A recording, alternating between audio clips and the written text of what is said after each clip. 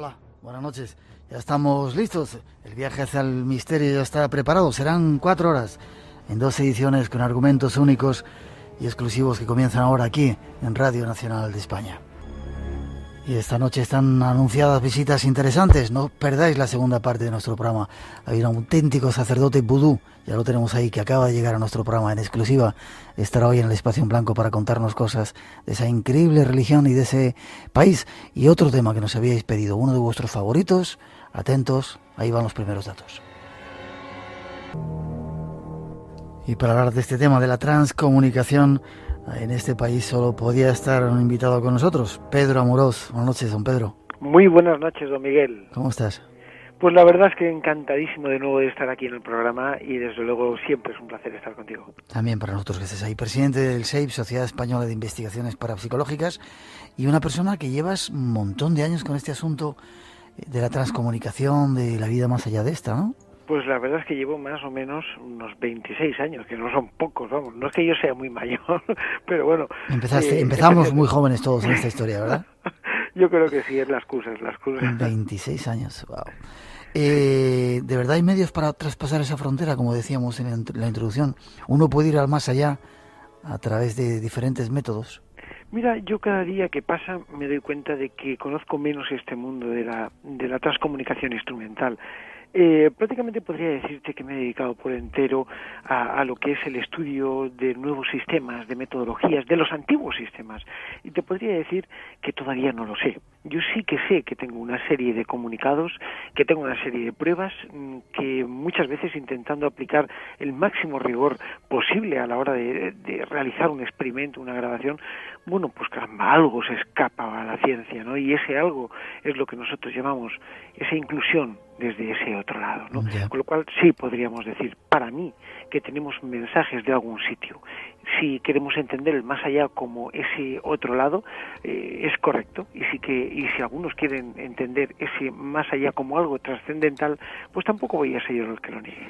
Bueno, ¿has tenido miedo cuando hacías este tipo de experiencias ahí solo en tu estudio? Bueno, mira, te voy a confesar una cosa, ahora que no nos oye nadie. A mí me ocurrió una cosa hace mucho tiempo donde sí que tuve un poquillo de...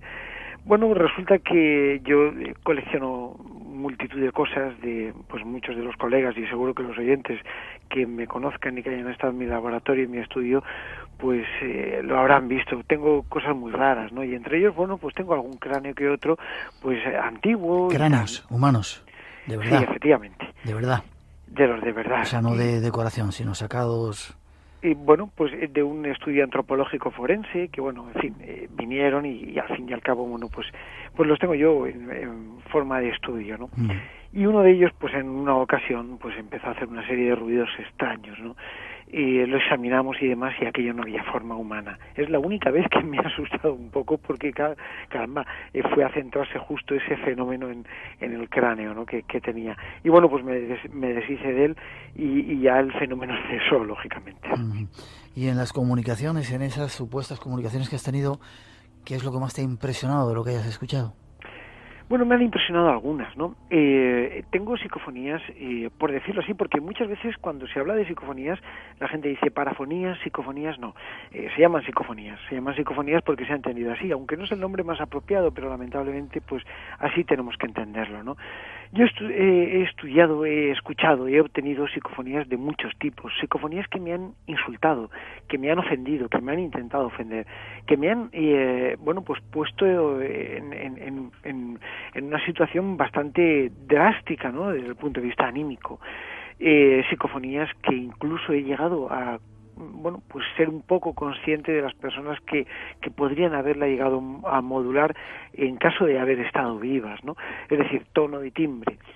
Pero te puedo decir una cosa, las psicofonías que más me han impactado son aquellas que el mensaje es mucho más puntual, aquel mensaje que va mucho más directo. Tengo 2 psicofonías que recuerdo que son impactantes. Alguna de ellas la hemos puesto en el programa. Una de ellas eran unos rugidos, no sé si te acuerdas, unos rugidos tremendos que bueno, pues que en un momento dado pues la pude obtener con una claridad asombrosa, unos rugidos que luego se van transformando en palabras poco a poco. Y otra de ellas era una que obtuve hace ya algún tiempo. Bueno, venía yo de un programa de televisión y bueno, pues puse los aparatos y realicé la pregunta al aire de si me podían dar un mensaje desde ese mundo, que me lo demostraran, ¿no? Que fueran contundentes, que me dieran ese mensaje. Desde el mundo de los muertos, así lo dije, ¿no? Bueno, de repente una voz aparece y me dice: hola Pedro, estoy muerto, dime por qué causa estoy muerto. Y entonces sí, me quedé parado. Esa psicofonía me hizo reflexionar, indudablemente que me hizo reflexionar. Y es un momento en el que te planteas si realmente estás solo, si realmente estoy yo solo aquí en mi estudio, o si hay algo o alguien que está junto a mí, mirándome y respondiéndome a lo que yo pregunto. Ya. Casi nada, 2:16, 1:16 en las Islas Canarias. No vamos a hablar de psicofonías, vamos a ir a algo mucho más profundo, a la transcomunicación, un sistema que dicen que sirve para pasar al otro lado. Había una película, Ruido Blanco, quiero que escuchéis esto, Pedro, porque de esto es lo que esta noche os vamos a hablar. Y si queréis intervenir, 900-137-137 es nuestro teléfono por si queréis.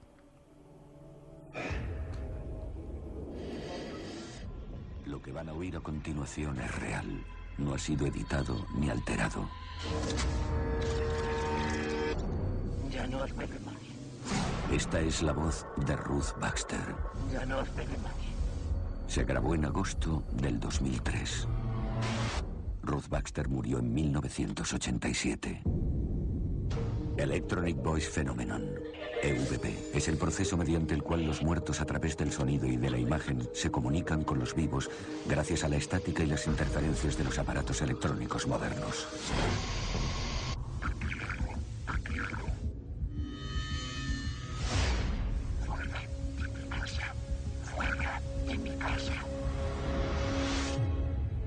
Lo que siempre hemos deseado, ahora es posible. Nuestros seres queridos pueden comunicarse con nosotros. Señor Rivers, ¿quiere oír a su mujer? Pero si ellos pueden contactar, ¿quién más puede hacerlo?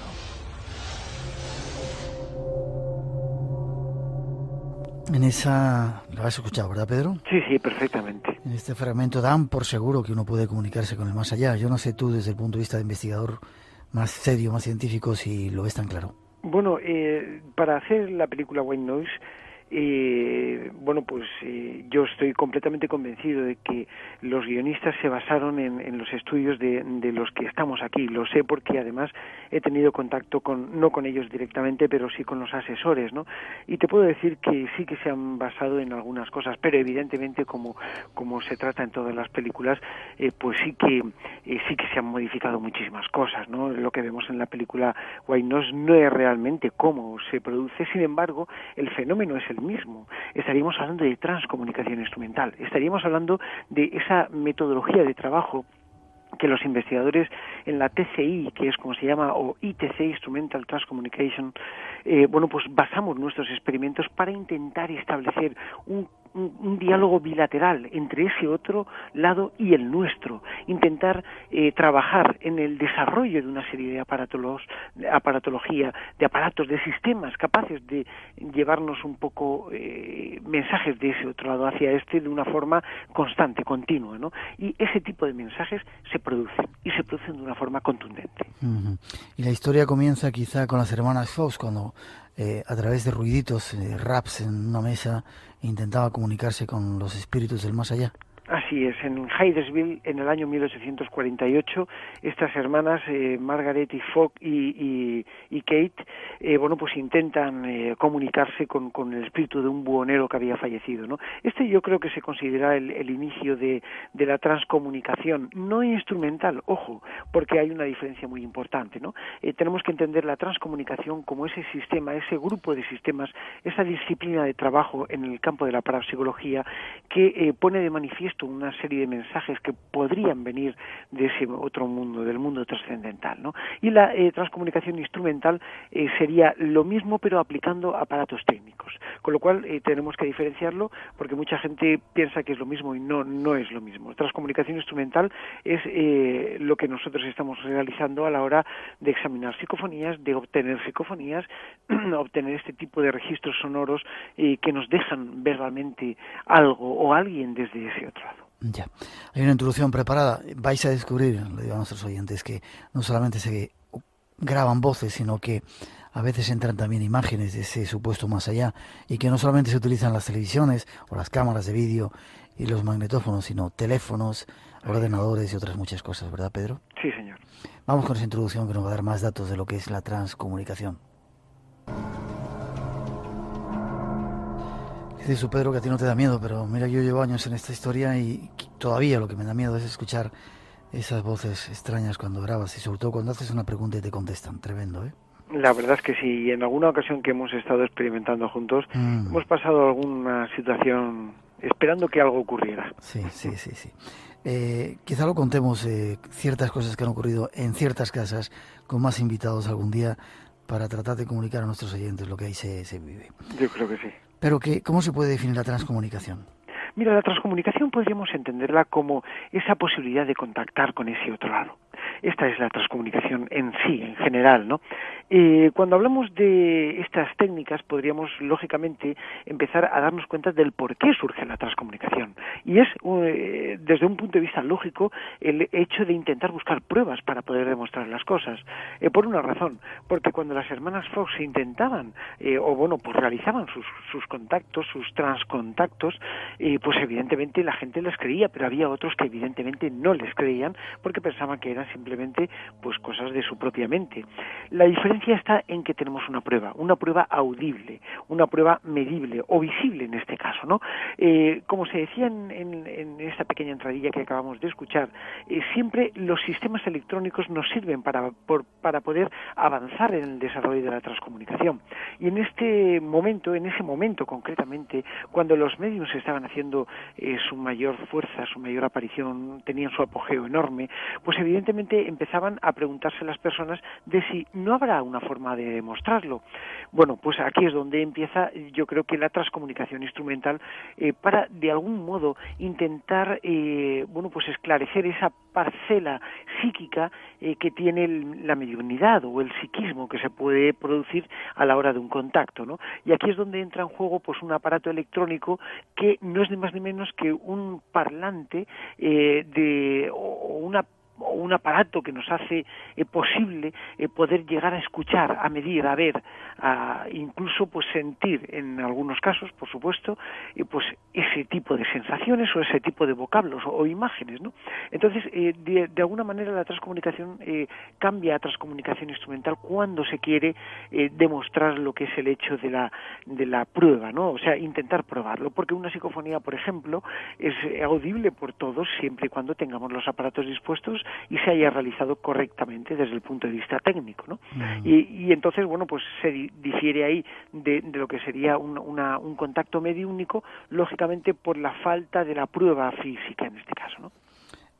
Lo que poca gente sabe es que el inventor de la radio y otros muchos instrumentos como el magnetófono no lo hacía únicamente para escuchar cosas, sino para tratar de comunicarse con el más allá, ¿verdad?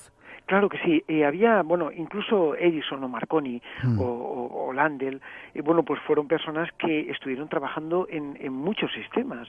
Un inventor no inventa algo dirigido, inventa algo, yo creo que por casualidad, por azar, y de ahí empieza a buscarle utilidades y desde luego a pulirlo, ¿no?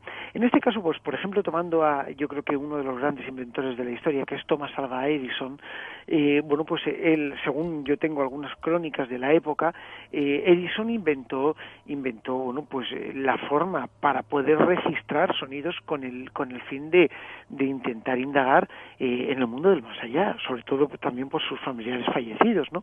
Incluso cuando en los años 20 empezó a exponer algunas de sus primeras hipótesis y teorías al respecto, pues empezaron a discriminarle dentro de los comités científicos de Nueva York de la época, ¿no? Entonces tenemos ahí una clara intencionalidad, y es verdad que la aparición de muchos aparatos ha sido así. Yo, por ejemplo, dentro de lo que es el campo de la transcomunicación, he inventado varios aparatos míos, algunos de ellos incluso no están patentados, que sirven para trabajar en este respecto. Algunos han dado mejor resultado, otros han dado peor, pero bueno, de la misma forma que he trabajado yo, han trabajado muchísimos otros colegas y desde luego muchos inventores antes que nadie, como por ejemplo Edison, por supuesto. Y de lo que se trata es de aprovechar la técnica para intentar esa comunicación con el más allá, digamos, ¿no? Claro, Supuestamente. Tú piensas que cuando estamos hablando de transcomunicación instrumental nos enfrentamos a un mundo desconocido. Sí que sabemos una cosa, sabemos que la transcomunicación instrumental altera, y vamos a entenderlo así, altera a diversos aparatos. Por ejemplo, un grabador de toda la vida, un magnetófono, o bien uno de estos antiguos USB-port que utilizaba pues Fredrik Jurgenson en el 59 cuando descubre su primera voz psicofónica, ¿no? Este tipo de aparato tiene una bobina, un cabezal, ¿no? El cabezal que es por donde pasa la cinta y se graba. Dentro del cabezal hay una bobina electrónica que no es ni más ni menos que un palito de hierro con unas vueltas de cobre, por entenderlo así. Y bien, este sistema se altera, y se altera por una fuerza electromagnética. Como hemos hablado muchas veces en el programa de fantasmas, y no quiero decir que esto tenga que ver, por supuesto que no, pero bueno, no sé hasta qué punto, lógicamente, pero sí que hay una pauta en común, y es el campo electromagnético. El campo electromagnético es capaz de alterar una serie de aparatos en nuestra propia física actual que se utiliza en el día a día con los aparatos, y en este sentido un grabador, por ejemplo, es capaz de ser modulado por un campo electromagnético. El cabezal se mueve y deja una grabación. Bien, así es como se obtienen las primeras psicofonías, los primeros registros sonoros de una posible transcomunicación instrumental. En este sentido, si nosotros experimentamos con enormes bobinas, intentaremos captar campos electromagnéticos mucho más sensibles. Y si por ende tenemos la dificultad de entender o de intentar comprender los mensajes que puedan venir desde ese mundo, por lo duras que son algunas de las psicofonías, y me refiero duras como difíciles de decodificar, de entender, ¿no?, de interpretar. Bien, pues vamos a hacer esa bobina más grande para ver si es más sensible. Con lo cual, si el campo electromagnético es más débil, será mucho más receptiva pues una bobina grande que una pequeña. Y así es como se van desarrollando aparatos, ¿no? Así es como se va inventando la historia en el campo de la transcomunicación instrumental, y nos encontramos aparatos como por ejemplo el psicófono, que fue diseñado por uno de los ingenieros de la casa Telefunken para Konstantin Raudiv, que fue para mí uno de los pioneros en el mundo de la psicofonía, junto con Jurgenson, no de la transcomunicación instrumental, sino de la psicofonía en sí. Y bueno, pues está ahí, ¿no? Tenemos otros aparatos pues que han sido desarrollados a lo largo del tiempo, como los receptores de diodo, como algunas antenas de los antiguos MARC de la Meta 6 Foundation en Estados Unidos. Es decir, existe en todo el mundo a lo largo del tiempo yo creo que una intención por parte de los investigadores, de los experimentadores, de inventar una serie de técnicas nuevas para comunicar con el más allá, ¿no? Para intentar comunicar con ese más allá y utilizar la transcomunicación instrumental como método de enlace, ¿no? Yo, por ejemplo, ahora estoy trabajando con nuevos sistemas, ahora hablaremos de ellos, pero vaya, que no tienen nada que ver y son utilizados por primera vez, y todo para ver qué efecto tiene y si podemos extraer más sustancia de la transcomunicación. 2:32, 1:32 en las Islas Canarias. Si queréis comunicar con nosotros, nuestro teléfono ahora está libre, 900-137-137. Tenemos 5 libros, 5 premios esta noche para sortear entre la gente que nos pregunte y que quiera participar en el programa. Lo curioso, Pedro, es que a veces hay una psicofonía, nosotros tenemos aquí, que van a poner nuestros compañeros. Siempre la ponemos cuando hablamos de psicofonías y de voces. Lo curioso es que se pueden llegar a grabar con mucha nitidez voces muy claras que dieran un mensaje muy claro también, ¿verdad? Es indudable. Estaba, pues no sé, haciendo un pequeño repaso en el chat, veo que hay algún comentario precisamente relacionado con lo que acabas de decir, y no hace ni más ni menos que alusión a que algunas de las psicofonías, pues se necesitan un ruido inicial para poder captarla, y es verdad, nos hacemos la pregunta si hace falta algún tipo de ruido. Bien, sí, hace falta a veces un tipo de ruido, por una razón muy sencilla, porque por ejemplo en la transcomunicación instrumental hay una constante, y es que no se puede crear nada que no exista, por una ley general de la conservación de la energía, que ni se crea ni se destruye, solo se transforma. problema. Es decir, En que este caso, hay que darle ese empujoncito a través del ruido para que puedan entrar. efectivamente, se utilizan lo que se llaman las portadoras. Antiguamente siempre se decía, y seguro que vas a hacer una pequeña sonrisa, de que las psicofonías iban precedidas por un clic metálico. Sí. ¿Recuerdas, no? Sí. Bien, pues ese clic metálico no era ni más ni menos que un ruido ambiente que se producía y que la psicofonía entraba aprovechando ese clic metálico, por una razón. Las frecuencias que se generan son frecuencias altas, son frecuencias que le sirven de base para poder modularse y desde luego son también frecuencias bastante propias de las psicofonías. Hay investigadores, todo esto, bueno, pues parte del uso de lo que se llaman las portadoras. Las portadoras no es ni más ni menos que el desarrollo de un ruido constante, controlado, por supuesto, controlado, porque para después limpiar una psicofonía o interpretarla hay que minimizar ese ruido que se produce para entenderla bien, ¿no? Con lo cual se generan portadoras aleatorias. Por ejemplo, una de las mejores portadoras es la caída de agua. Otra portadora fantástica de ruido ambiente para grabar psicofonías y para obtener un medio de transcomunicación, en este caso sería un pupurri de voces de gente, pero a la inversa, invertidas, ¿no? Para que no se puedan mezclar con palabras coherentes, ¿no? Es decir, la generación de una serie de vocablos, distintos vocablos en distintas frecuencias, produce un efecto verdaderamente extraordinario en lo que es la captación de este tipo de voces anómalas que se arrancan al silencio. Y hay veces que las voces son tan claras como esta que vamos a escuchar, que ya hemos puesto algunas veces en el programa, y sobre todo a mí me impresiona porque son de niños, tremendo, cuando son niños. Vaya, sí. O voces de niños los que entran. En esta ocasión suena antes estábamos juntos, pero estábamos haciendo una investigación, salta uno de los sensores que tenemos y de repente suena la voz diciendo esto. Escuchemos.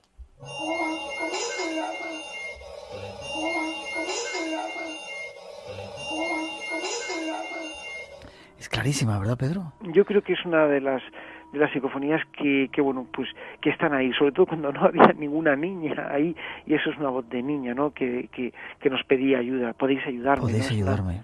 Es una cosa que es extraordinaria, ¿no?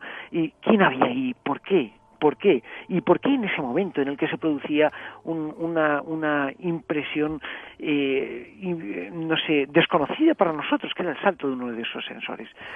Son preguntas que realmente a veces pues se nos plantean y que no tenemos una fácil respuesta. ¿Y tú aún no crees que sea el más allá que está intentando comunicarse con nosotros? Mira, a veces, Miguel, tenemos que mojarnos un poco. Bueno, ¿por qué no? ¿Por qué no va a ser el más allá? Yeah. Es difícil afirmarlo, porque no tengo pruebas para demostrarlo, pero de la misma forma es difícil negarlo, porque tampoco hay pruebas a la inversa. Ya. Es muy curioso, acabo de escuchar en esta psicofonía, como antes de la voz de la niña, otra voz. Sí. ¿La escuchamos, te parece? Escuchémosla.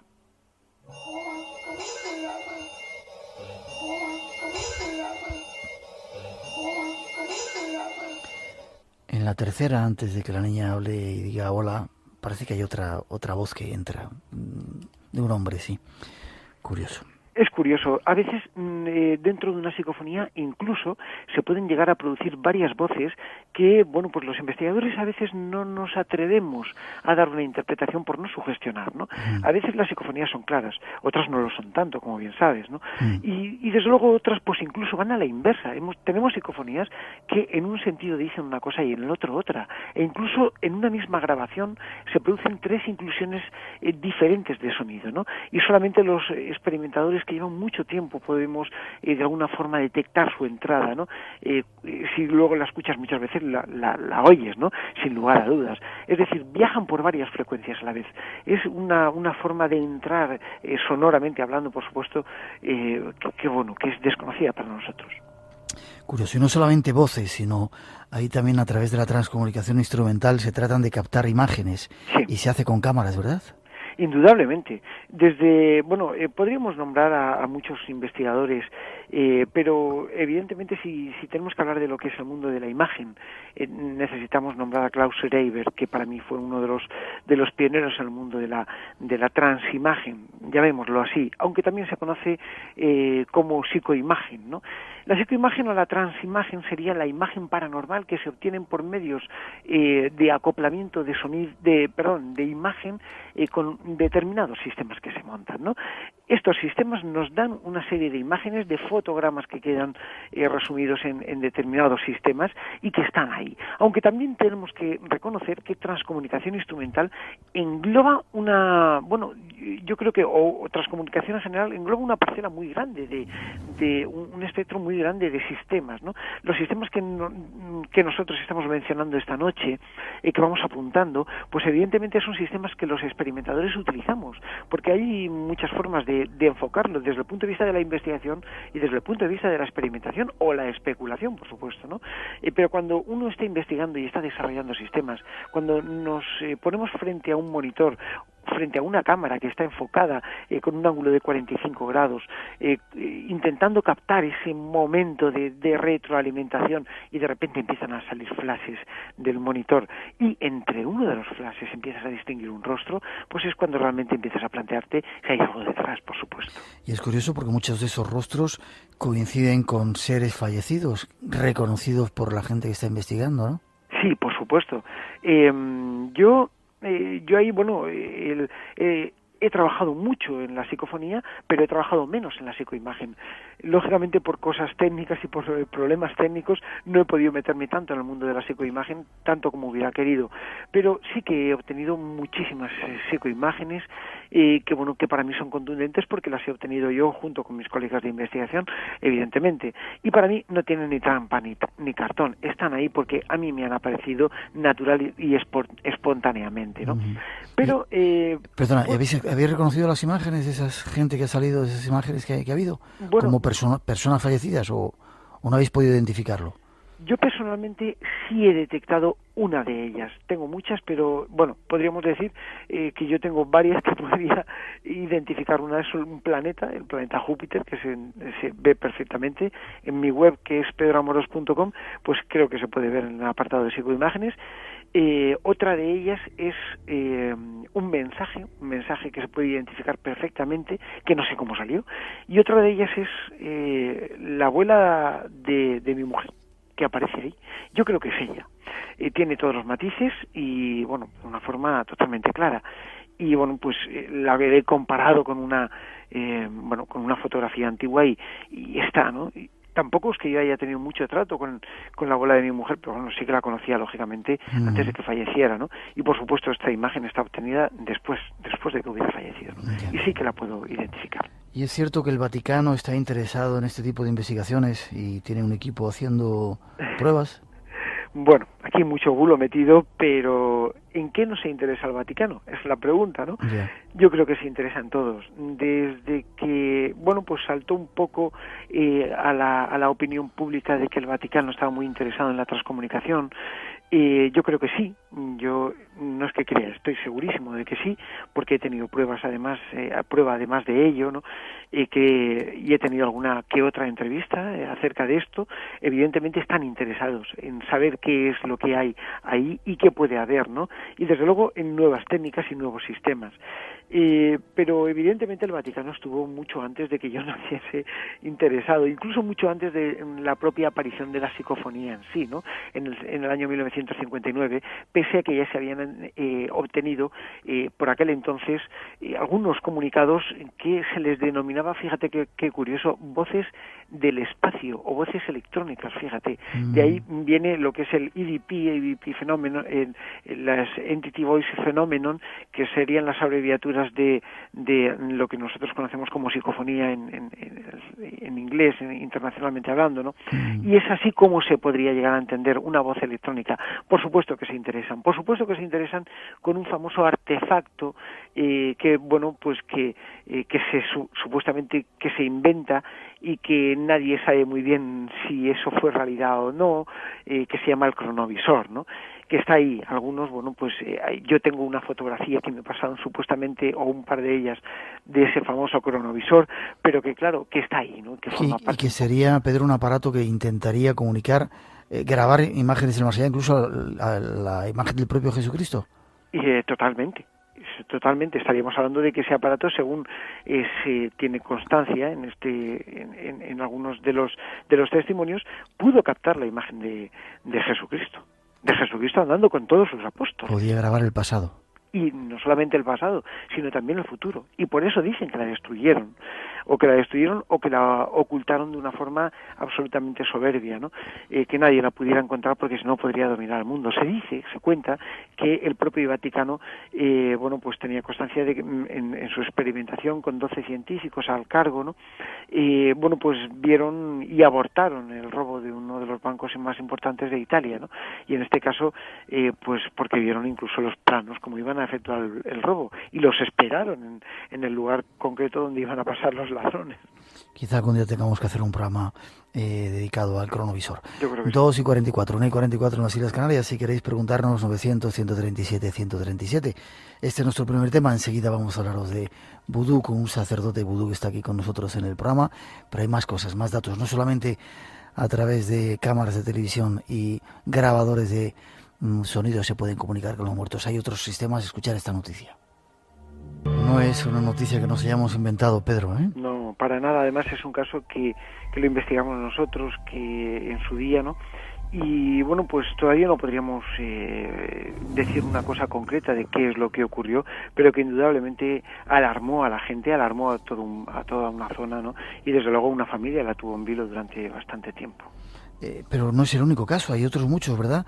Nosotros, algunos oyentes se han puesto en contacto con nosotros para decirnos que habían recibido mensajes en el contestador, en el contestador del teléfono fijo, en el móvil, y que reconocían que era la voz del marido fallecido o de algún fallecido. ¿Se está utilizando o están tratando de utilizar todos los métodos que tenemos a nuestro alcance? Mira, yo era bastante reacio a asumir que esto se produjera, ¿no? Por una razón, porque pienso que cuando, pues nosotros hablamos de psicofonías, hablamos de ese tipo de mensajes en un medio público, pues evidentemente la gente puede llegar a sugestionar. Pero, pues durante mucho tiempo empecé a recibir llamadas de personas, mensajes y sobre todo visitas de personas con sus teléfonos móviles, atención, y estamos hablando de un teléfono móvil, con mensajes verdaderamente alucinantes. Y después de haber sido analizados, haberlos sometido a su análisis lógico, pues me he encontrado que sí que eran psicofonías auténticas, que se habían grabado, ¿no? Yo tengo concretamente una psicofonía que se grabó en un contestador automático hace ya algunos años, que cada vez que la he escuchado ha sido algo tremendo.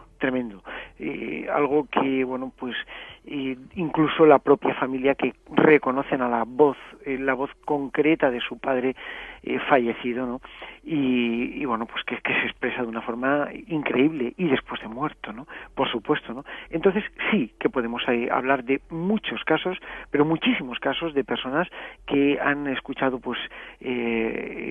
psicofonías presuntamente de mensajes de familiares que han fallecido en teléfonos móviles, en contestadores automáticos de las casas, incluso en otros sistemas como puedan ser intercomunicadores entre una casa y otra, etcétera, etcétera, y se han escuchado prácticamente en todos los sistemas electrónicos, ¿no?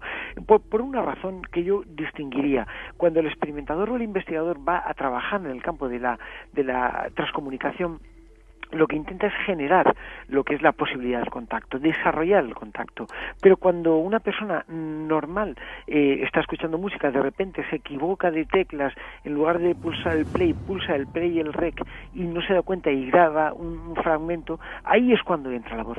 Es decir, es como si aprovecharan el momento para emitir su mensaje. Es una voluntad que ya no es por parte de un experimentador, sino de una persona normal y corriente que está ahí y que casualmente se encuentra en una grabación. Y una grabación que a veces es la voz de algún familiar difunto.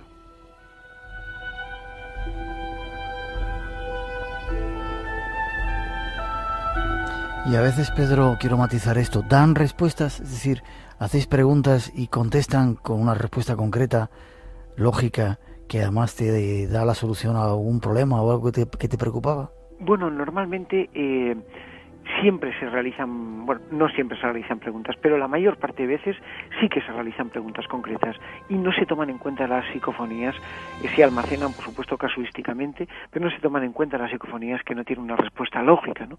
Yo podría hablarte de un 80 y tantos % de probabilidades de respuestas lógicas, ¿no? Lógicas y coherentes a las preguntas que se efectúan. Yo creo que sí, podríamos decir que sí. Ya, nos queda poquito tiempo, ya está a punto de llegar a noticias de las 3. Aunque no es recomendable, Nos preguntan cómo se puede hacer un experimento con un ordenador sin micrófono para intentar grabar estas voces. Sin micrófono. Bueno, difícil. Hay una modalidad, yo creo que se refieren a esto, que es lo que se llama el transtexto. Yo lo he probado, no es ni más ni menos, y viene de muy antiguo. Tendríamos que dejar un ordenador abierto con un procesador de textos y dejar que algo se escriba solo. Yo, sinceramente, esto lo he probado porque tenía que probarlo, pero lo veo bastante absurdo en dejar un ordenador abierto, pues no. Sin embargo, a mí sí que se me han producido algunas cosas, pero en casas especialmente donde se han producido cosas muy extrañas, ¿no? Vale, pues un ordenador que de repente se conecta solo y sale una impresora, en la impresora de una serie de letras que tienen coherencia. Vale, hablamos de una impresora matricial, no una de inyección de tinta con las de ahora. Yeah. Y hablamos de sistemas operativos un poco más antiguos, ¿no? Es decir, podría ser, pero evidentemente yo siempre que se quiera una persona o que quiera introducirse un poco en la TCI, pues lo primero que debe de hacer es informarse y luego, bueno, pues intentar empezar con esos aparatos que hoy en día tenemos en disposición. Un ordenador, pero con un buen micrófono conectado, con silencio y sobre todo escuchando lo que se hace. Ya, y no jugar con estas cosas que son peligrosas. Por supuesto, el que va al bosque a intentar apagar un incendio, al final se quema. Ya, curioso. Sí ocurre a veces, estoy recordando una experiencia que vivimos con Pedro, también el otro Pedro Perico. Con Perico, sí. Cómo un ordenador que teníamos, cómo se apagó. Bueno, sí, aquellos que fue, no sé, diferente a un apagado normal, ¿no? Y estamos hablando de que no fue una caída de baterías, ¿eh? Estamos hablando de que aquello se apagó de una forma extrañísima, ¿no? Nunca bien lo había hecho. Es curioso. Ya. ¿Con qué estás trabajando ahora? Es decir, ¿cuál es lo máximo, lo más nuevo, lo más novedoso en transcomunicación para intentar esa comunicación con esas supuestas entidades del más allá? Pues mira, como te decía, que ahora no se oye nadie, te lo voy a contar así a lo bajito. Estoy trabajando con alta frecuencia. La alta frecuencia en cuestión de sonido es generar mediante lo que se llaman los carretes Rutherford, que generan unas chispas enormes, chispas de muchísima distancia, ¿no? Y generan rayos. Estoy intentando generar rayos en una habitación y eso que vea, que para que no lo sepa mi mujer, se mete conmigo porque a veces le hacen cosas raras los aparatos de la casa, ¿no? Porque rayos. Se generan cosas muy extrañas, ¿no? Pero con esas enormes inducciones en campos determinados se puede llegar a producir tormenta. Una tormenta eléctrica, por una razón, porque desde hace mucho tiempo he observado que cuando se acerca una tormenta, el campo distante entre lo que es el núcleo de la tormenta y mis sistemas de trabajo de transcomunicación se ionizan. Ese campo se polariza, se ioniza concretamente, ¿no? Y lo que estoy intentando es hacer exactamente lo propio, porque en esos momentos se producen arrastres psicofónicos extraordinarios, ¿no? Y lo que estoy intentando hacer es generar ese tipo de portadora de arrastre electrónico para ver si realmente pueden trabajar. Llevo mucho tiempo experimentando con ello, obtengo algunos resultados que no son concretamente los que yo quisiera que fueran, pero bueno, no por ello voy a decaer y necesito realizar muchísimas prácticas con muchos sistemas, ¿no? Algunos de ellos me dan mejores resultados que otros, pero desde luego es intentar siempre avanzar un poco más allá de la transcomunicación.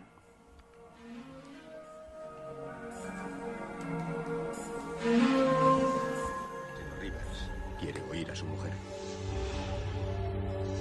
Pero si ellos pueden contactar, ¿quién más puede hacerlo? ¿Te imaginas, Pedro, que no pudiera realmente contactar con los seres fallecidos? Vaya. Y te imaginas, como plantea un poco la película, un poco más novelando, ¿no? Que si abres una puerta, podía entrar cualquier ser, ¿no? La verdad es que no lo sabemos. Fíjate que cuando estamos hablando de la Ouija, por ejemplo, que fíjate, tan bonito, la Ouija, los sistemas de transcomunicación antiguos, ¿no? No se sabe que se abre. Yo he estado en muchas sesiones de velador, por ejemplo, que es esa mesita donde se ponen las manos y que la mesita empieza a volar por el aire. He estado en sesiones espiritistas que de verdad te ponen los pelos de punta y que no sabes qué abres, ¿no? Pero que en alguna ocasión sí que parece que algo se queda por ahí. Son cosas extraordinarias. Cuidado, que puede ser peligroso. Pero vamos a tener que ir despidiéndonos, dejándolo. No recomendado hacerlo. sí practicarlo desde el punto de vista serio, ¿verdad? Por supuesto, de investigación, Eso es. de método. Página web donde la gente se pueda poner en contacto. Pues por ejemplo, pedroamoros.com Sí. o bien en elseip.com, que es de la Sociedad Española de Investigaciones Parapsicológicas. Perfecto. Curiosamente mañana tenéis una reunión, ¿no? Un tercer simposio del SEIP, de investigadores. Exactamente, en la Villa Universitaria de San Vicente del Raspey, que es de asistencia gratuita, libre, y empieza mañana a las 10 de la mañana enfrente a la universidad. ¿Y en qué va a consistir?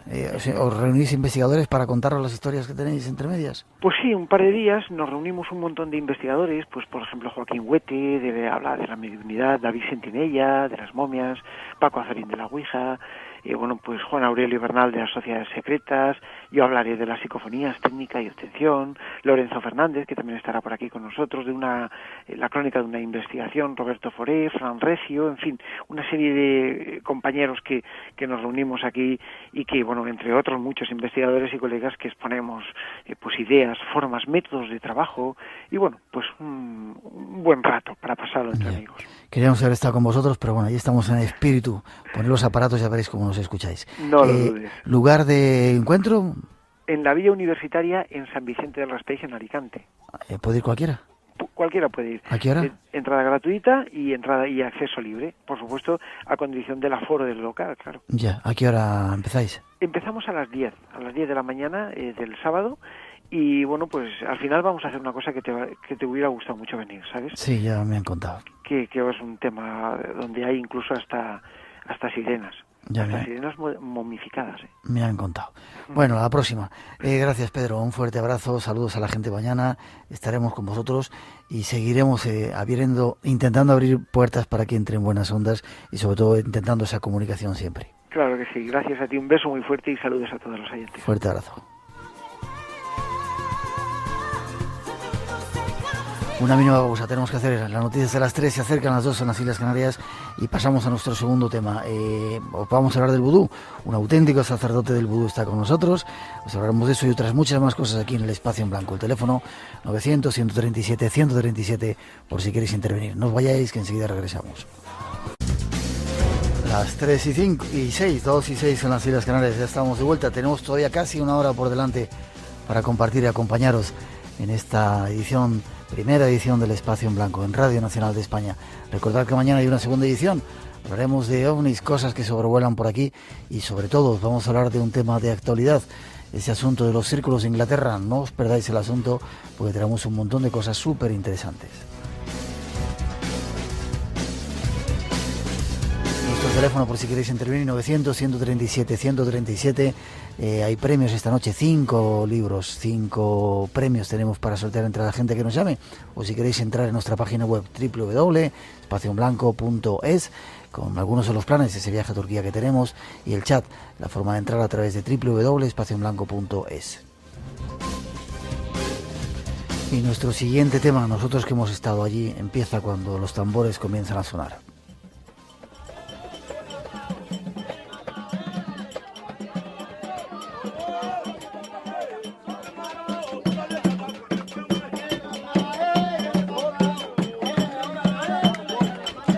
Empiezan y también suena esta otra música y con ella saludamos a nuestro segundo invitado, James Teyenou. Bonsoir, buenas noches, ¿cómo estás? Bonsoir y Bobo, ¿cómo no es? Un placer que estés con nosotros. Tienes esa típica mirada del haitiano que cuando vas por Puerto Príncipe y te miran se te ponen los pelos de punta. Bueno. Eres haitiano, claro. Sí, claramente. Y eres sacerdote del vudú. Sí. ¿Esta música qué es? ¿Es una música tuya? No, es una música de un artista muy famoso haitiano que se llama Azor. Ya. Que es un compadre muy... Compañero tuyo. Compadre. Es un compadre muy fuerte del movimiento haitiano. Sí. De la liberación, de aclaración de la vida de ser haitiano y también de reconocimiento de la naturaleza en este mundo. Y él con su trabajo, con su talento divino que tiene directamente de Alada, de su fuerza, que su talento, de su voz, y se conseguía captar mucho corazón, todavía sigue con el ser haitiano, que sigue es uno de la gente que está haciendo un trabajo que deja que la gente cree en el vudú en Haití todavía. Ya, qué bien. Llevas 10 años en España.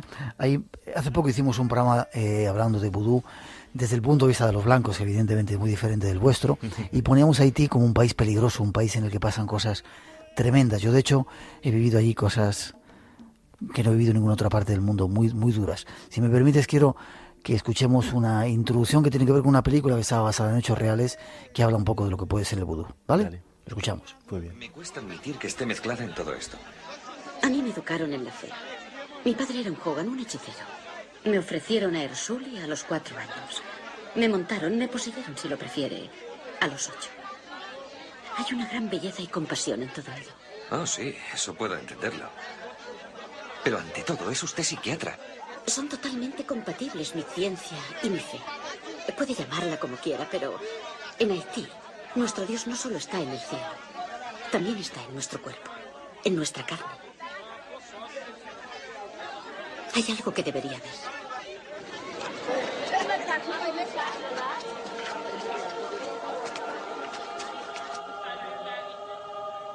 ¿Qué son esos cánticos? ¿Vudús o católicos? En Haití, el 85% son católicos, pero el 110% son vudús. Para nosotros, Ersuli y la Virgen María son la misma persona.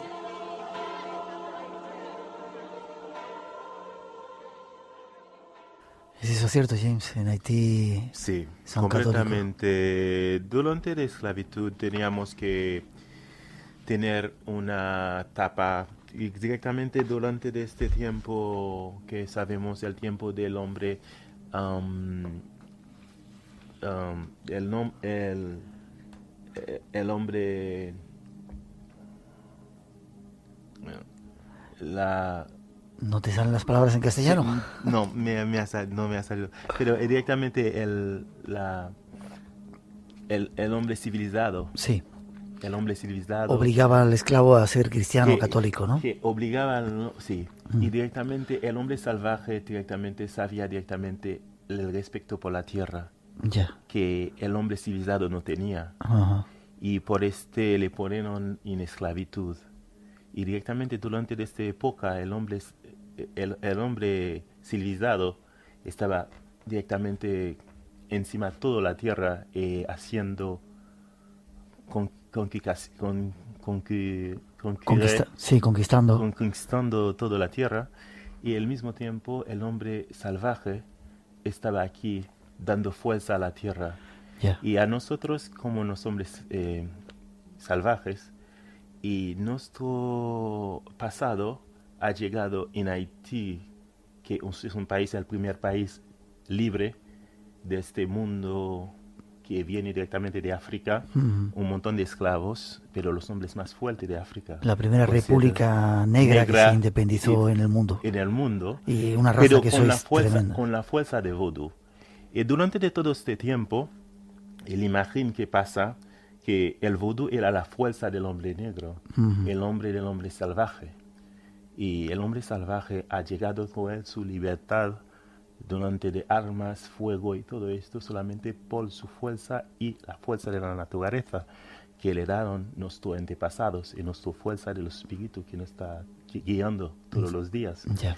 Y durante este momento ha llegado un tiempo que nosotros, durante la esclavitud, hay que camuflaje las imágenes ante el catolicismo.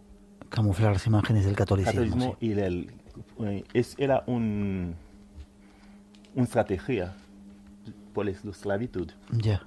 Y coger las imágenes católicas para poder servir nuestra propia religión sin parar. Yeah. Y nunca pedimos la fe desde el principio. Y durante toda esta época había un montón de gente fuerte, había hombres libres en el mundo, sacerdotes libres que no han llegado a la tierra, por ejemplo, como Bookman, que ha llegado en Haití y no fui esclavo. No fue esclavo. No, fui un hombre libre, se llamaba Negmaon. Llega a la tierra y se desaparecieron. porque son unos hombres que tienen un espíritu tan fuerte a la tierra solamente el mar eran esclavos, le capturaron, llevaron, porque ellos tenían que llegar en esta tierra para ayudar a los demás. Y cuando llegaron, directamente toca la tierra, se hacen Negmaón. Desaparecieron. Los blancos no sabían dónde estaban. Sí. Claramente. Y durante este momento, ellos estaban en el bosque, trabajando, montando, organizaron durante años y llegaron a montar el Huacaimán en Haití. Y durante esta época era el primer congreso negro en el mundo que ha podido ser la liberación haitiana y también la liberación de Cuba y la liberación de la República Dominicana. Ya. Déjame que te pregunte, ¿tú eres sacerdote vudú? Sí. Por tus antepasados, es decir, lo has heredado, ser sacerdote. Sí, soy Ugan. Ungam se llama. Adogüe, sí. Soy Ugan Adogüe. Y yo directamente, mi familia, serví como mi familia directamente, tenemos raíces directamente desde Leogán y Mapu Dampis, tenemos un vínculo. Un vínculo, sí. Con lo espíritu. Y a nosotros es un heredad que tenemos y continúa de generación a generación. Y subimos directamente en este nivel de ser sacerdotes. ¿Tú practicas la religión? No practico la religión, vivo la religión. Es una forma de vida para mí. El vodú no es una religión donde venimos. No es como una religión como tú lees en mi bio. No es una religión, es una forma de vida. Espera. Voy a colocar un poquito. Sí. En esta forma de vida hay todo más que la religión. Para nosotros la religión es otro nivel, otra aceptación. Pero vodú no solamente es una religión, es una forma de vida. Porque hay la ciencia, la comida, la creación, la educación, la medicina. Sin embargo, la idea que tenemos en Occidente, los blancos, del vudú es que es magia, es algo peligroso, es algo... Sí, hay que verlo así cuando está en Occidente, porque directamente los franceses cuando estaban ahí y directamente ha tenido un palizo muy grave durante este tiempo con el ejército Napoleón, que estaba un ejército tan fuerte en el mundo, conquistar toda parte de África y conquistaron muchos sitios. Y durante este momento un ejército sin armas, solamente con la fuerza del pueblo, con una religión fuerte, con una confianza en sí mismo, un autoestima alto, con un grupo de africanos que le afrontaron. Y durante la historia, cuando has cogido una revolución directamente, después de la revolución tienes que tener aliados para seguirte adelante. Pero los aliados directamente no eran nuestros aliados, eran directamente nuestros enemigos. Y sigue ser directamente claramente, porque nunca no has dado, mira, tú tienes revolución, ok, muy bien, no vamos a tocarte, pero al mismo tiempo, ¿sabes qué va a hacer? Tu historia va a escribir muy mal. Nos ha escrito una historia fatal sobre nuestra forma de vida. Y el mundo exterior que no conoce a Haití, que nunca está en Haití, como tú has ido en Haití, ves cómo viven los haitianos, cómo está la vida en Haití, cómo están los haitianos, es otra cosa. Cuando tú ves la sonrisa de un haitiano, y una haitiana, una persona que vive en Haití, que está en Haití, la fuerza que tiene dentro, el amor que hay en este país, y la vida que está generando, y después leer otro tema. Lo que cuenta. Lo que cuenta, porque hay muchas cosas en este mundo que tenemos que eliminar porque son muy discriminados, especialmente unos cuantos diccionarios y también unos cuantos libros que he escrito por este momento, también unos cuantos películas también que da miedo a conocer, porque directamente una raza, no solamente una raza, nosotros como ser humano, durante un momento éramos todos salvajes, durante este tiempo antes de la conquista, antes de que llegaran... No, durante este momento que estamos hablando de civilización, el hombre civilizado es el hombre más, hoy al día, es el más primitivo, más barbarian.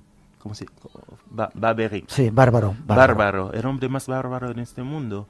Pero estamos en este mundo de cambiarnos de ser bárbaro del tema de economía, de religión y de todo esto. Estamos subiendo de el ser evolucionado. Por el evolucionado, la única cosa que necesitamos es cuidar la tierra para ser evolucionado sin correr los básicos temas de la vida que ha llegado directamente conocido en los Laku de Vodou durante tiempo, es sin poder ser desarrollado en el mundo por mal vista Sin embargo, de los demás, ¿me entiendes? Permíteme, y desarrollar una forma de vida para ser un ser evolucionado es un trabajo duro en este momento. Permíteme una cosita. Sin embargo, cuando Haití en este momento es uno de los países más pobres del mundo, hay mucha pobreza, hay mucha incultura, dicen. Yo recuerdo que estuve cuando estaban las fuerzas de ocupación americanas en Haití hace 5 o 6 años, cuando había que... Y decían los propios haitianos que sois un pueblo orgulloso, tremendo, que los ibais a echar de allí con los polvos, con ese poder que tenéis, de esa magia poderosa que tenéis. ¿Crees en la magia del pueblo haitiano? Yo creo que la fuerza del pueblo haitiano es una fuerza mágica. La vida, la existencia del ser haitiano todavía ser un ser mágica. Por ejemplo, un pueblo que está viviendo cuando nosotros hoy al día tenemos una tecnología aquí, una forma de vida con tanto bacteria que hay en este mundo, un montón de enfermedad, sigue viviendo con este menos desarrollo que hay en este país. Es un país menos que tiene el desarrollo está muy mal. Mínimo, sí. Es mínimo desarrollo. ¿Por qué crees que es tan pobre si la religión vudú es tan poderosa? No. El poder en la vida no es el dinero. Cuando el ser humano sabe que el dinero va un día desaparecer, el ser humano va a ser más consciente de sí mismo, de la vida que existe. Y cuando vamos a ser un ser evolucionado, sí que te dijo antes. Porque la vida no es para vivir de ser rico, es de vivir compartido con los demás, es vivir la vida con la vida entero. No coge una vida personal, coge una vida común. Déjame que lea algunas cosas, los puntos claves de la filosofía vudú. Dice: respeto y veneración al gran árbitro supremo de nuestro destino, respeto, honor, servicio y fiel a los protectores del individuo, del grupo y de la comunidad, respeto a los muertos, los ancestros desaparecidos, respeto, honra, obediencia y asistencia a los ancianos, generosidad y buena convivencia con los próximos, así como los extranjeros, solidaridad y ayuda fiel en todos los niveles del parentesco y de la amistad. Tus actos, tus pensamientos tienen que estar en armonía, dices. Estos son parte de los principios del vudú que poca gente conoce. Creíamos que era otra cosa, ¿verdad? Sí. Sí, directamente todo el mundo piensa que vudú era mucho más que... Como Hollywood quería hacer dinero durante este tiempo, durante el tiempo que hay que salir una película con sangre, una película de vampiro, una de Frankenstein, de película de horror, y se vende mucho este tipo de cosas.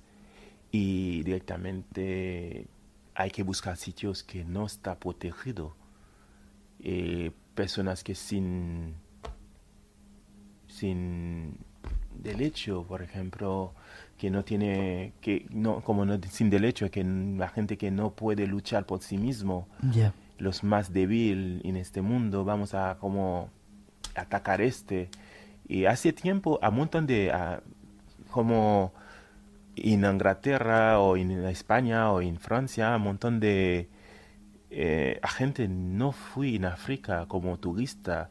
El tema turística es una cosa muy nueva por el mundo, porque la gente directamente, los que hace, que viajaban son los exploradores durante este tiempo.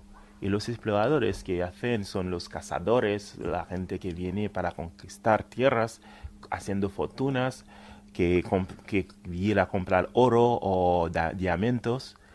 Y ellos directamente conocen los pueblos y trataron muy bien viviendo. Pero ellos traen unas historias, está en África también, hacen igual. Hace muy poco que estaban todos hablando que los africanos son caníbales. Y te vas en África, te comen. Ya. Así que da un miedo al pueblo para no ir de turista, para no tiene una interés de ir ahí, porque ellos tienen que ir coger el diamante o coger el oro para dejar que la gente trabaja como esclavitud ahí para traerlo. Y igual que pasa por Haití también, la gente habla mal sobre el vudú porque durante de las películas Hollywood que vende un montón de películas de zombies, de un montón de cosas que para vender.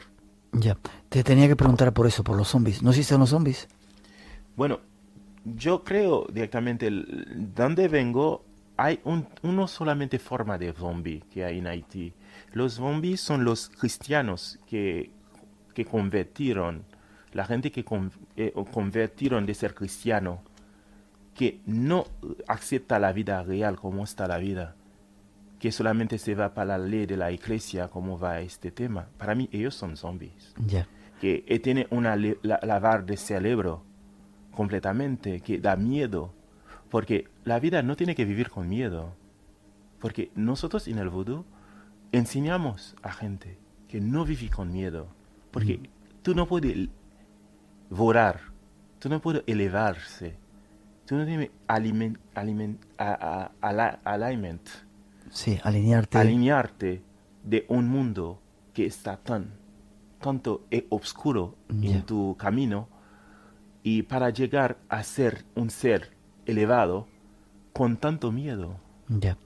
O sea, que vienes a contarnos que el vudú es otra cosa, que es sobre todo magia y que no tiene nada que ver con esas historias que nos han relatado de miedos. No, la historia de miedo que hay, porque mi familia, mi niño, mi hijo, mis sobrinos, todas mis familias, estamos aquí viviendo, y también todos los millones de haitianos que están viviendo.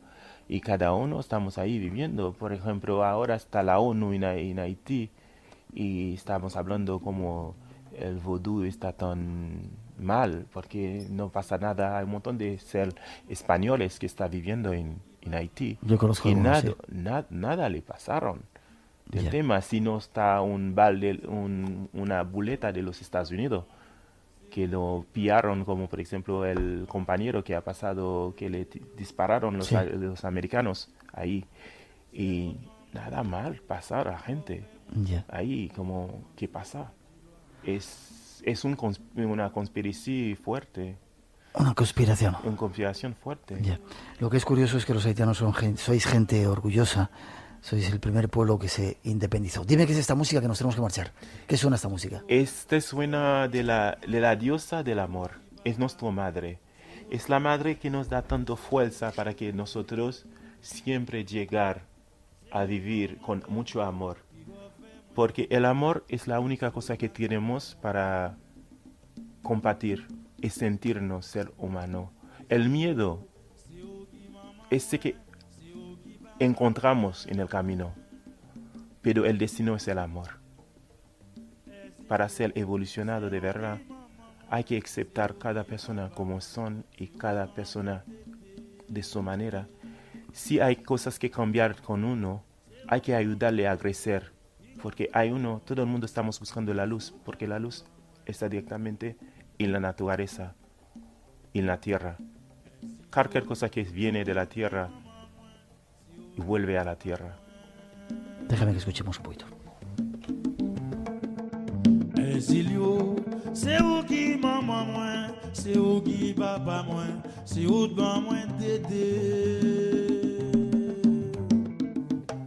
James, un placer. No tenemos mucho más tiempo para estar, pero un placer haberte conocido, que hayas pasado por el programa y que hayas dejado esa fuerza que tiene el vudú, que algunas veces hemos, aunque nos dé miedo, reconocido en tu país.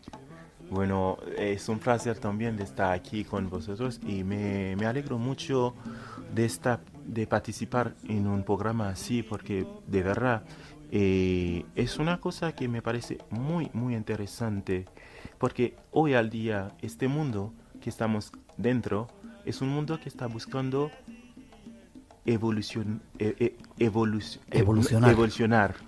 Y la evolución directamente es para tipo de comunicación fuerte de esto, para dejarnos saber que no somos solo en este mundo y no somos ahí solamente para olvidar.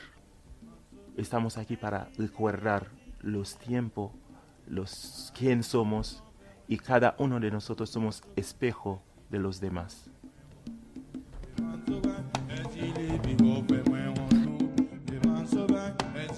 Qué bonito, muchas gracias, James, espero verte pronto. No tenemos una dirección de contacto, pero si alguien se quiere poner en contacto contigo, que nos lo digan a nosotros y te tenemos localizado. Muchas gracias. De nada. Te veo pronto. Gracias. Gracias. Un placer.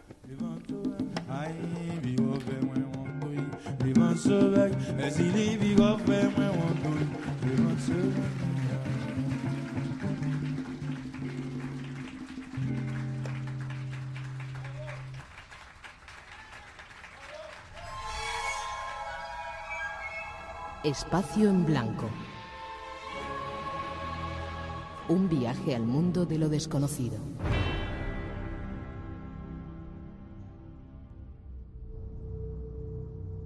Tres y media, 2:30 en las Islas Canarias. Seguimos en directo en este programa. Todavía tenemos algunas cosas que contaros. El teléfono sigue abierto por si queréis participar. 900-137-137, teléfono gratuito.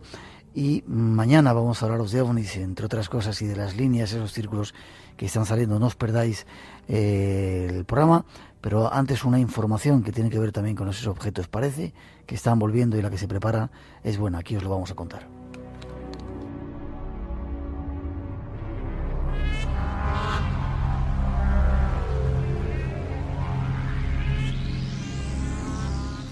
Para los que dicen que los ovnis parece que nos han abandonado en los últimos tiempos, parece que no hay casos. Hay que contarles que sigue habiendo mucha casuística, muchos extraños fenómenos se están dando en todo el mundo. Y en nuestro país también. Nos vamos hasta Sevilla para hablar con José Manuel García Bautista. Buenas noches, Bauti. ¿Qué tal, Miguel? ¿Cómo estás? Buenas noches. Pues aquí siguiendo la pista, como tú bien comentabas, de los no identificados que siguen dejándose ver. Sí, cuéntame, la noticia llegaba el 11 de julio, hace unos poquitos días estábamos llegando de ese viaje que habíamos hecho y sin embargo parece que lo vio mucha gente, ¿no? Lo vio mucha gente porque además fue un poco impactante. Nos enteramos de esta noticia prácticamente en directo. Estábamos aquí en Sevilla haciendo un programa de radio cuando comienza a llamar sobresaltada a un gran número de conductores. ¿Era de día o de noche? De noche. Eran aproximadamente las 11:30 de la noche. 11:30. Hablamos de un lugar que es la zona de Alcalá de Guadaira, todo lo que es la zona de la campiña. Uh-huh. Aproximadamente te podría decir que se pudo ver toda esta misteriosa luz que ahora te describo, pues en la zona de Alcalá, Dos Hermanas, Carmona, Mairena del Alcor, una serie de localidades sevillanas que la verdad es que hizo que bastantes personas comenzaran a llamar. Una luz que se pudo ver en el cielo, una pequeña pelota, como la tiraron varios de los oyentes, que comenzó a crecer hasta que provocó un estallido de luz en todo lo que es el cielo sevillano. Aquella luz hizo que se convirtiera todo en una especie de día al filo de las 12 de la noche. Se podía ver perfectamente la carretera sin llevar la luz del vehículo encendida en este caso. y llega el momento en el que aquella luz comienza a contraerse hasta que se torna como también un punto de luz bastante intenso. Muchos la tildaron del tamaño de una pelota de fubito, pues aproximadamente de un color rosado, y desapareció. El incidente, en primer lugar, se pudo ver como originario sobre un lugar determinado de la geografía, que es el vertedero que hay en Alcalá de Guadaira, y a partir de ahí pues ya se pudo comenzar a extender por otras diferentes localidades sevillanas. Ello obligó a que, como antes también hablábamos, un innumerable número de conductores fueran aparcando, incluso estacionaran sus vehículos en el arcén de la carretera, y que pudieran ir narrando en directo y de viva voz pues todo aquello que estaban viendo, lo cual confiere un carácter aún más sorprendente a toda esta noticia.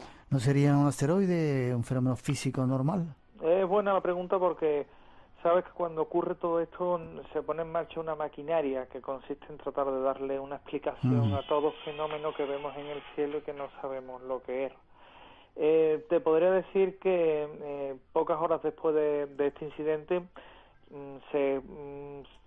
nos ponemos en contacto con lo que es el control de vuelo de Sevilla, el aeropuerto, tanto el aeropuerto civil como el militar, que está en Morón de la Frontera, los cuales no registran ningún incidente destacable como para poder explicar ese avistamiento.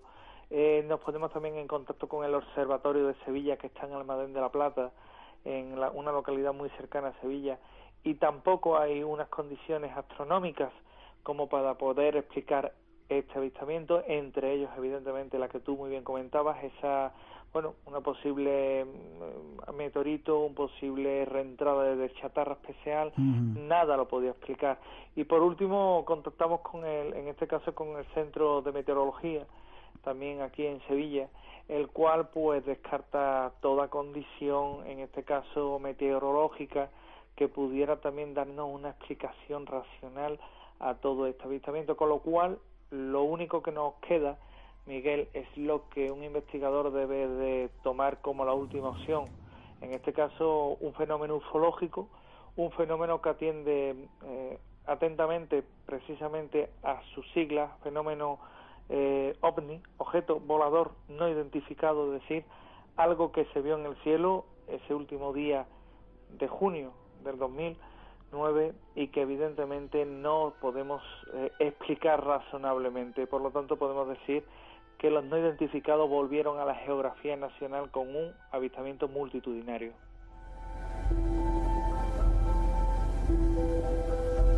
Y parece que no es el único, Bauti. Ha habido otros muchos por ahí por la zona también de Andalucía, ¿verdad? Sigue habiendo.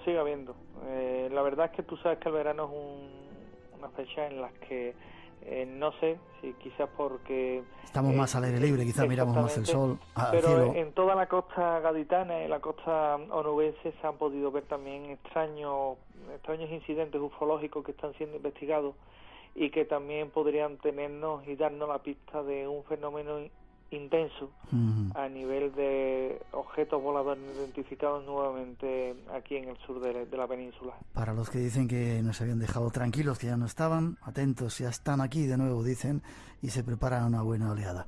Bauti, gracias, estamos detrás de esa pista, seguiremos vuestras investigaciones y en el Espacio en Blanco lo contaremos. Gracias, compañero, buenas noches. Un fuerte abrazo, hasta luego.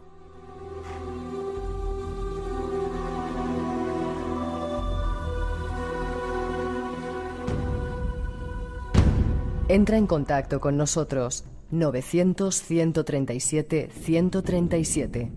Espacio en Blanco, en Radio Nacional de España, con Miguel Blanco.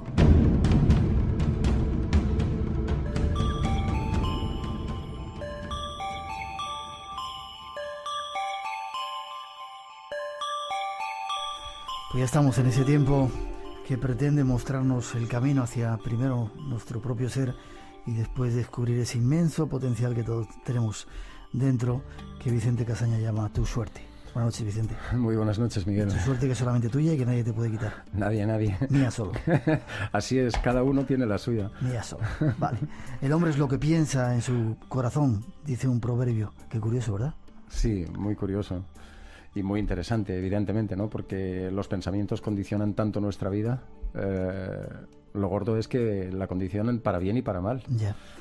Hablábamos el otro día de las 7 leyes de tu suerte. Uno eran los sentimientos, el segundo eran los pensamientos. Y es lo que queremos tocar hoy. Así es. ¿Cómo lo podemos definir y aclarar esto? Bueno, el pensamiento, porque efectivamente es muy importante lo que pensemos para cómo llevemos nuestra vida. Es más, porque si el otro día estuvimos hablando de la importancia que tienen los sentimientos, el pensamiento también te sirve para reorientar tus sentimientos. Es decir, es algo que el sentimiento tiene dos funciones en ese sentido. Una, el anticiparte, el llevarte por la vida, el guiarte por la vida, hace como una especie de piloto remoto que te va guiando, porque a través de la intuición y de muchas cosas que no sabes, inconscientemente vas llevando tu vida, y aunque te crees que estás decidiendo todo el tiempo.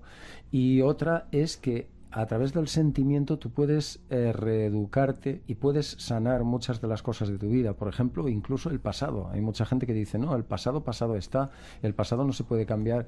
No, perdona, el pasado se puede cambiar. ¿Sí? Tú no podrás cambiar lo que pasó, pero sí que podrás cambiar la experiencia de lo que pasó. Y esto es muy importante. ¿Y eso cómo se hace? Con el pensamiento. El pensamiento es una herramienta maravillosa para reeducar los sentimientos. Y entonces aquí habría una retroacción o una acción, reacción entre ambos, entre sentimiento y pensamiento, una retroalimentación de ambos, ¿no? Sin duda es muy interesante el pensamiento para eso. El pensamiento también es muy... Porque el otro día hablamos un poco negativamente de la parte de la racional, de la parte de la mente, que la mente es muy tramposa, que la mente es muy cómoda, y tú introduces una nueva idea a la mente y la mente te dice, pues no, yo me quedo con lo conocido, ¿no? Y se resiste mucho y tal. Por eso, para crear nuevos hábitos, la mente es importantísima y tienes que disciplinarla mucho, y está comprobado que necesitas, para introducir un nuevo hábito y eliminar un hábito viejo, tienes que primero aprender a eliminar el viejo y implantar el nuevo durante por lo menos 21 días, 3 semanas, que es el tiempo que es el tiempo de implantación de esa nueva semilla. Cuando tú ese nuevo hábito lo has trabajado duramente esos 21 días, normalmente el cerebro ya se lo ha aprendido y dice, vale, ahora ya me lo creo, ahora ya me he enterado de lo que me estás diciendo y ahora sí. Y en ese sentido, la mente tiene algo poderosísimo, que es la capacidad plástica que tiene, ¿no? ¿Cómo? ¿De qué manera actúa esto? Pues mira, incluso en problemas de niños, que hoy día cada vez hay más niños hiperactivos, lamentablemente, ¿no? Un problema de hiperactividad que representa un problema de conducta en casa, representa un problema de rendimiento escolar, de relaciones personales, etcétera, etcétera. ¿Qué pasa? Bueno, los estudiosos del tema dicen que en algún momento a los niños hiperactivos les faltó oxígeno, quizá en el parto, y por eso murieron un montón de neuronas, y a partir de ahí pues se creó una especie de caos, de colapso o de pérdida de ciertas conexiones neuronales que les impidieron desarrollar ciertas habilidades, y entonces su cerebro funciona como una televisión con interferencias o algo así, ¿no? Hay ratos que como si perdieran la conexión. ¿Qué hacen hoy día los neurólogos y los equipos que están trabajando esto? Reconfiguran el cerebro, lo replastifican, porque el cerebro es plástico y se puede reeducar creando nuevas conexiones neuronales o reparando conexiones neuronales a través de una serie de ejercicios, sobre todo de estimulación multisensorial, ¿no? De reeducación afectiva, emocional, intelectual, física, etcétera. Física, muy importante la física, porque aprender a respirar. El cerebro efectivamente es plástico. La buena noticia que le podemos dar a la gente, además, Miguel, hoy es que uno puede ser mágico y uno puede crearse sus puntos de suerte en aquello en lo que quiera, porque igual que el cerebro es plástico para esto, tú lo puedes entrenar para ser mágico en lo que tú quieras ser. Y yo te pongo un ejemplo también aquí. El Magic Johnson, que ha sido una estrella maravillosa, o cualquiera de estos que son tan bestias y que han sido referentes, ¿cómo llegan a ser tan maravillosos? Aparte de las dotes físicas, las cualidades y todo lo que sea, hacen una serie de entrenamientos, son los que más entrenan, más tiempo le dedican, Y con ese entrenamiento, ¿qué se consigue? ¿Pero entrenamientos físicos te refieres o entrenamientos mentales? Bueno, el entrenamiento físico de tirar, girarte en el aire y meterla es un entrenamiento físico y mental al mismo tiempo. ¿Qué consiguen con esto? Lo importante no es tanto, bueno, que sí, que en parte es la fuerza física, musculatura y tal, pero lo importante es que en ese momento que están repitiendo tantas veces eso, están creando unos circuitos neuronales en el cerebro hasta que lo convierten en un automatismo que tú no tienes, que yo no tengo, pero que ellos sí. Tú, por ejemplo, Nadal, cuando le viene una bola de revés a esa velocidad, él no puede estar pensando cómo le va a dar. Su cerebro ya tiene una conexión, ya tiene un circuito neuronal que le ha establecido para que automáticamente sepa cómo le va a dar. Tú puedes entrenarte para crear unos circuitos neuronales que te hagan mágico en lo que tú quieras ser. Da igual, para jugar a tenis puedes aprender a jugar a tenis, pero da igual para hacerte doctor en medicina o para hacerte rico o para ser feliz o para ser una máquina sexual. Lo importante es que puedes crear esos circuitos neuronales para ser afortunado y feliz.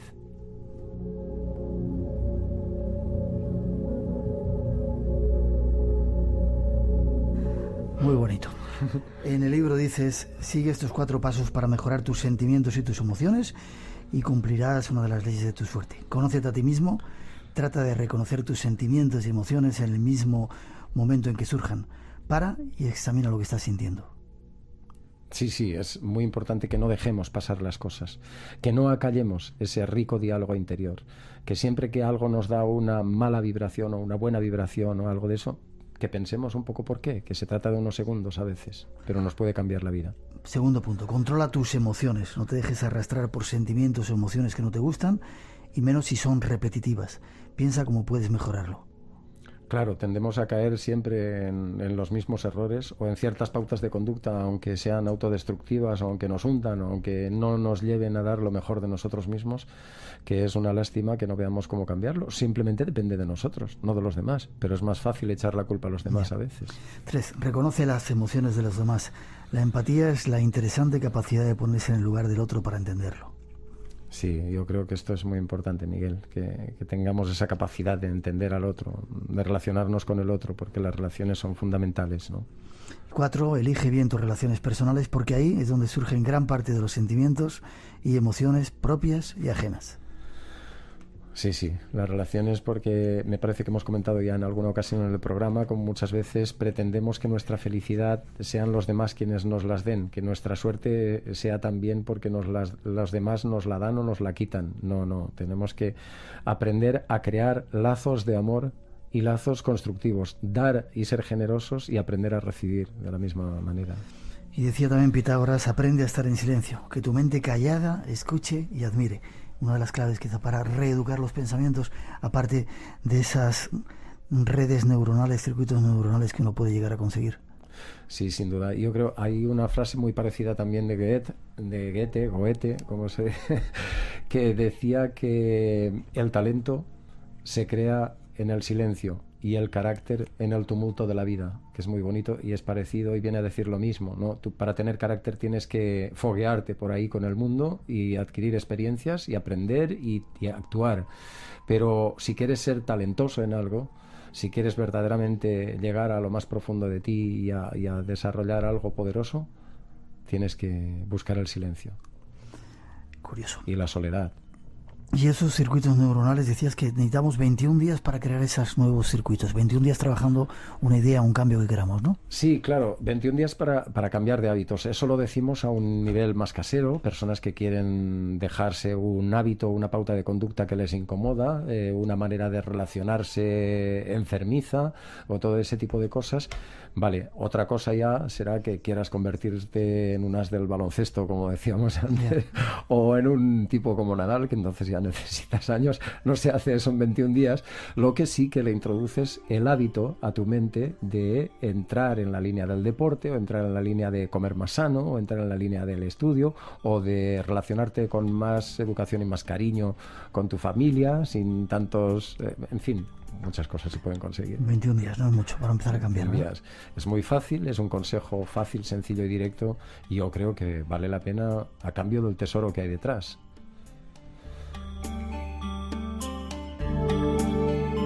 La tarea para esta semana, dices, tus pensamientos condicionan tus experiencias, Pensamientos más positivos conducen a experiencias más positivas. Pensar en positivo. Pensar en positivo, siempre. La mente es resistente a nuevas ideas, así que debe ser paciente y perseverante para incorporar los pensamientos positivos. Sí, por eso, porque a la mente se resiste. Tú le metes una nueva idea, pero como está habituado y somos animales de costumbres, como tantas veces se ha dicho, la rechaza esa idea, te dice que no, aquí no tienes cabida y tú vete para afuera, ¿no? Y para inculcar esa nueva idea, para que esa nueva idea entre ahí, hay unos científicos recientemente han escrito, unos neurocirujanos, un libro precioso que se llama Born to Believe, no, que sepa no lo han traducido, pero Nacido para creer. Y es precioso cómo describen estos mecanismos que se producen cuando intentas meterle una nueva idea a tu cerebro. El cerebro dice que no, y ellos dicen que el cerebro no es necesariamente receptivo a las nuevas ideas, como han demostrado, ¿no? Pero se consigue con perseverancia. Por eso, tienes que hacerlo con perseverancia, no queda otra, ¿no? No le puedes dar una orden un día y ya está. Ya. Y terminamos los deberes que nos mandas por la próxima semana diciendo que las preocupaciones son trampas de la mente. Se combaten con ocupaciones. Totalmente. Alguien decía que no te preocupes, ocúpate. Ahí está la jugada. Ahí está la jugada. Un placer. Si quieren consultarte, empezar a darte ideas de lo que van haciendo en el trabajo, ¿dónde te pueden...?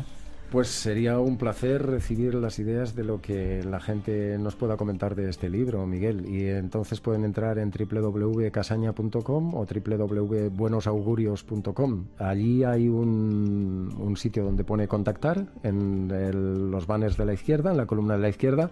Y si ahí nos comentan cosas del libro, por supuesto van a recibir todos contestación y agradecimiento de ese feedback. Yo te doy las gracias ahora por la sección y por las ideas que estás lanzando.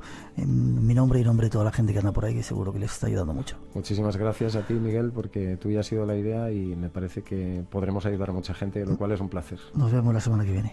Gracias. Gracias.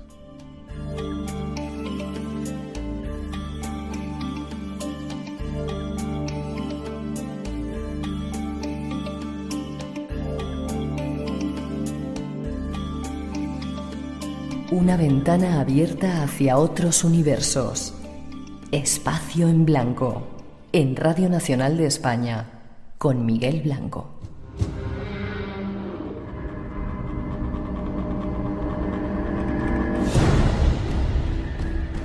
Uno siempre ha podido pensar que los duendes no existen.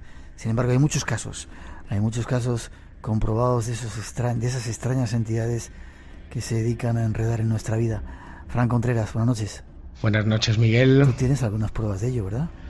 Bueno, tengo la investigación de algunos casos, los que traemos esta noche. Buenas noches a toda la familia del Espacio en Blanco. Son duendes con historia, vamos a decirlo así. Y son casos que, por un lado, cimentaron la fiebre espírita en nuestro país durante los primeros años del pasado siglo XX. Y, por otro lado, fueron investigados por las fuerzas de seguridad del Estado, es decir, auténticos expedientes X españoles. Empezamos quizá con el duende de la Hornilla, Zaragoza. Bueno, yo me iría un poquito más atrás, un caso desconocido por la mayoría de la gente, el que fue el primer expediente X español, que se llamó el duende de Tócame y Roque.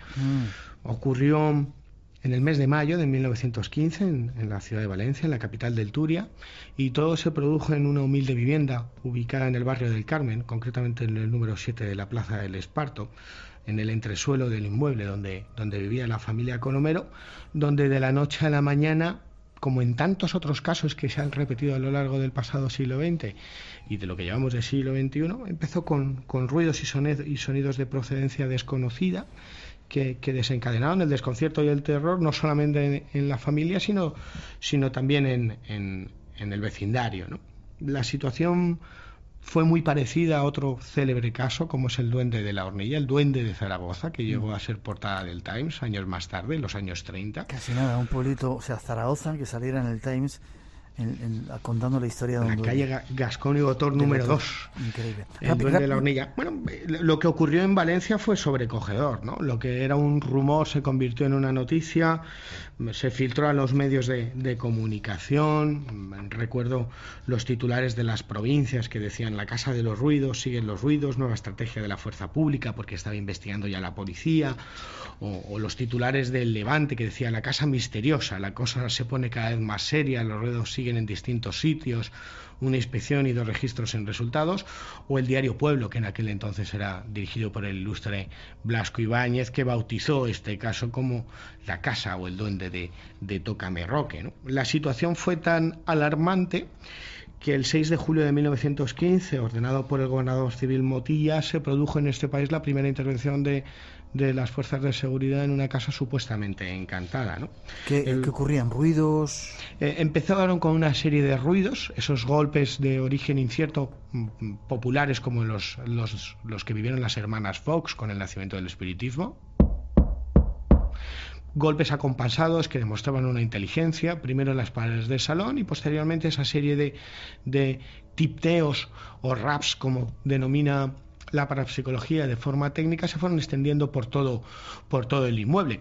Aquella situación dio paso a la fenomenología habitual, movimientos de objetos como por manos invisibles, visiones de sombras que no solamente aterraban a la familia Colomero, sino que sobrecogían y aterraban al resto de los inquilinos del inmueble, hasta el punto de que el inspector provincial Rodríguez, el jefe de policía Oliveras y el capitán Alicar llegaron a acordonar la plaza, como te decía, en el barrio de Carmen, junto a la catedral y muy cerca de otro edificio encantado como es el Palau de la Generalitat, del cual hablaremos otra noche. Bueno, se acordonaron la zona, practicaron cuidadosos registros por todos los rincones del inmueble, al frente de cerca de 40 agentes de la policía, sin encontrar explicación a qué es lo que ocurría. Ellos mismos incluso pudieron vivir el prodigio. La situación social, Miguel, fue de tal magnitud que las crónicas de la época y los informes a los que accedí para la investigación de este caso, que reflejé en Casas Encantadas cuando el misterio cobra forma de la editorial EDAF, la magnitud fue tal que la muchedumbre se agolpaba en la plazoleta y se ubicaba en las calles adyacentes de Cuar, de Alta, de la Travesía de San Miguel, calles muy conocidas en la capital del Turia, en Valencia, para ver al duende en acción. Incluso se llegaron a hacer cargas policiales en las que agentes como Manuel Murillo, Tolsa o Felipe Miño llegaron a ser agredidos, ¿no? El duende del Esparto, el duende de Tócame Roque, yo creo que entró en una espiral de popularidad que no decreció, ¿no? Todos los periódicos daban cumplida cuenta de cuál era la acción del duende cada día, de las intervenciones policiales que había. ¿Quién le puso el nombre? Blasco Ibáñez. Blasco Ibáñez. De ahí viene lo de Tócame Roque, porque en una casa donde ocurrían un montón de sucesos que no tenían explicación, ¿no? Incluso los periodistas, los reporteros, en este caso del Levante, llegaron a ser testigos de los fenómenos y lo reflejaron en sus crónicas, ¿no? Donde describían cómo se sucedían esa serie de golpes sordos y cómo los vecinos estaban completamente aterrorizados y pedían ayuda a todo aquel que pasaba por las inmediaciones de un edificio que incluso, para más señas, llegó a motivar que numerosos feligreses se acercaran a la catedral y a las iglesias cercanas, rezando y haciendo rogativas, porque estaban absolutamente convencidos de que las extrañas manifestaciones que asediaban a la familia Colomero y ese número 7 de la Plaza del Esparto eran producto del más allá, de las ánimas del purgatorio.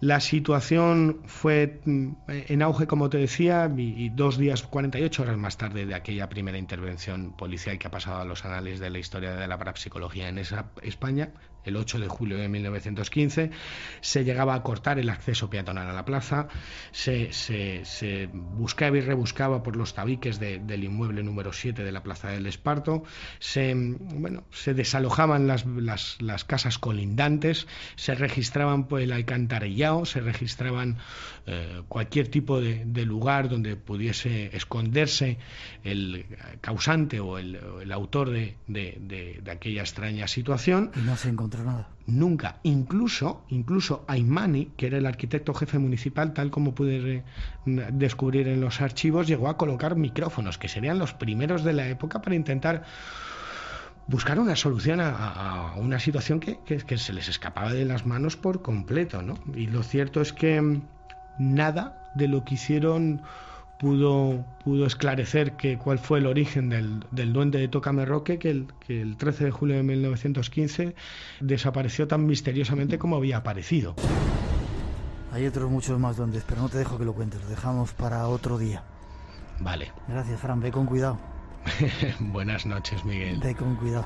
Te veo en la próxima cita aquí, en esta sección, en el Espacio en Blanco, que es tu casa. Buenas noches. Fuerte abrazo. Gracias, Fernando Hornero. Un fuerte abrazo. Nos vemos prontito.